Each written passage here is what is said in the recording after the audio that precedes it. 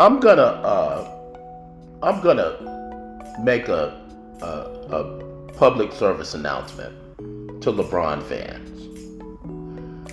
Um, and I want to be very clear. It is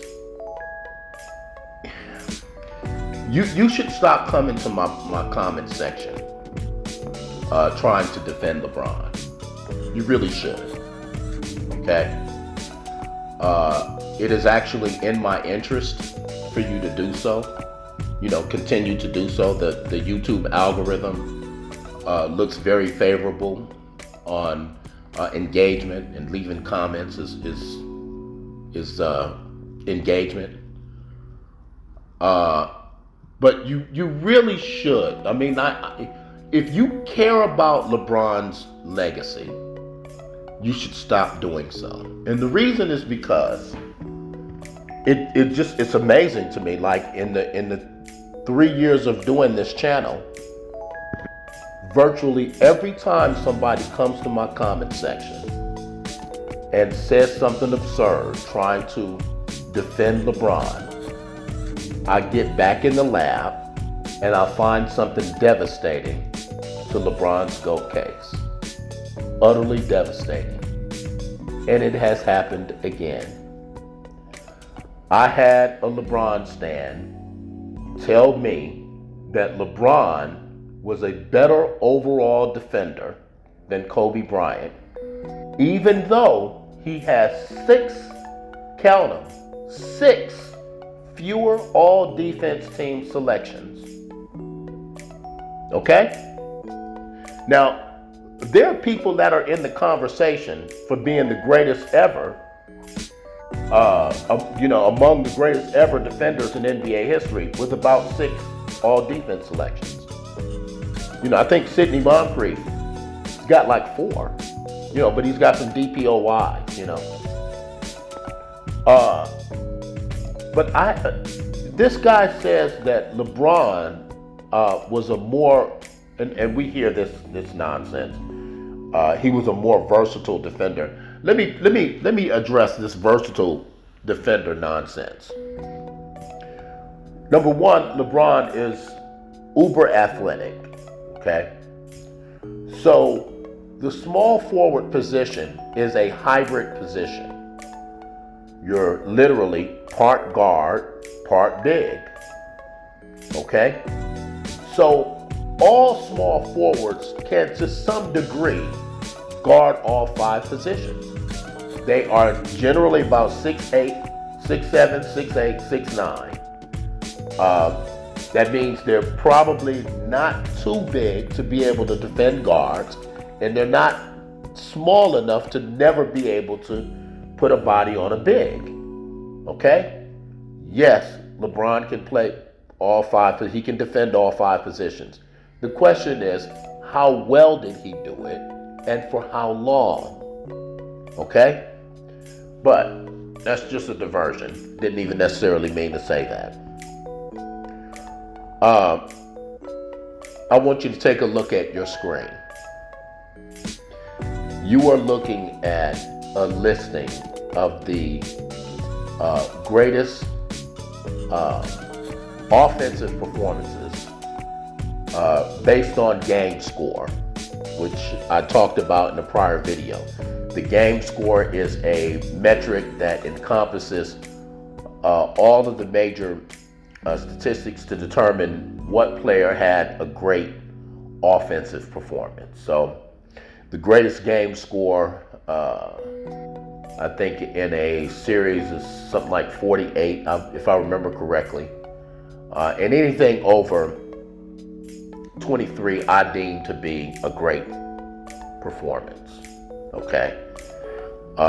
So I did a video debunking Johnny Arnett, and I said in that video that no one player could claim to have had a signature season against Kobe Bryant in the playoffs, and that is a fact. No player that plays Kobe's position can claim to have had a series wherein they recorded a game score of at least 23 in a series against Kobe Bryant. Never happened. Okay? So this is a listing of the greatest offensive performances. Okay? By a small forward. Okay? In finals history. Now, the greatest performance, according to this metric, at the top you've got Giannis. While Giannis is listed on the in Basketball Reference as a two guard, a small forward, a power forward, and a center, this year he played predominantly power forward. Okay? So then you have Kevin Durant, LeBron James, Jimmy Butler, LeBron James, Kevin Durant. Okay? I have Kevin Durant, Jimmy Butler, and Kevin Durant highlighted. What do all of those three instances have in common? They were all guarded by LeBron James. LeBron James is responsible for 3 of the 6 worst defensive performances by a small forward in NBA history, NBA Finals history. Let me say that one more again so you really get it. Okay? Excluding himself. Okay? Excluding in games wherein he did the damage. Okay? LeBron James is responsible for the 3 worst defensive performances by a small forward in NBA Finals history, or at least since this metric came into existence, or started measuring, which is 1983. So since 1983, 40 years? 40 years? I just, listen, this is what we're talking about when we say he's not the GOAT. Okay? We get it. Sometimes you can be outmatched. Sometimes as a competitor, you can be outmatched. Okay? So, you get beat in 2017. The dude that's playing your position gets the finals MVP. The next year, it would seem to me like LeBron James, even if he felt like his team had no chance of winning that series, he would make for damn sure that Kevin Durant didn't win the MVP. I just feel like that's how Kobe would see it. It would be personal. It would be an affront. His manhood would be challenged. Okay? We probably gonna lose this series, but you're not winning the MVP. You're not. Okay? You went and joined the team we just beat in 2016 specifically so you can get a chip on my watch. I may not be able to stop it, but you're not getting the MVP. And he did it again. You know? So, LeBron is nowhere near the defender Kobe Bryant was. I had a commenter talk about, he sent me a copy of, what was it?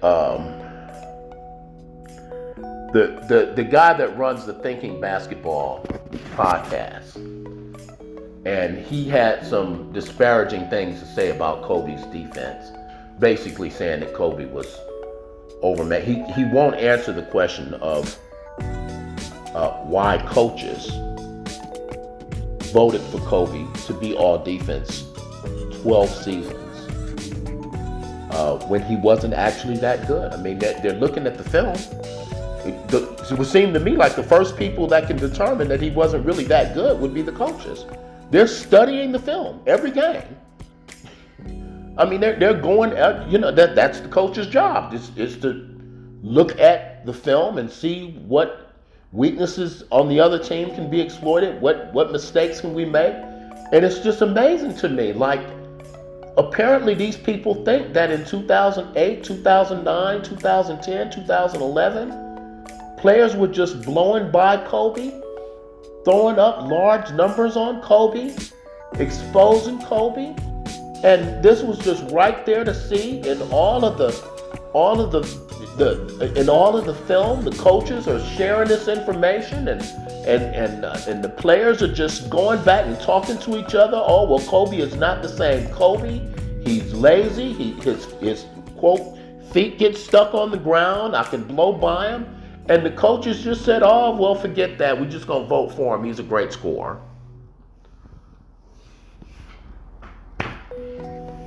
Oh well. All right. But yeah, LeBron, the 3 worst defensive performances in the finals in the last 40 years. LeBron James.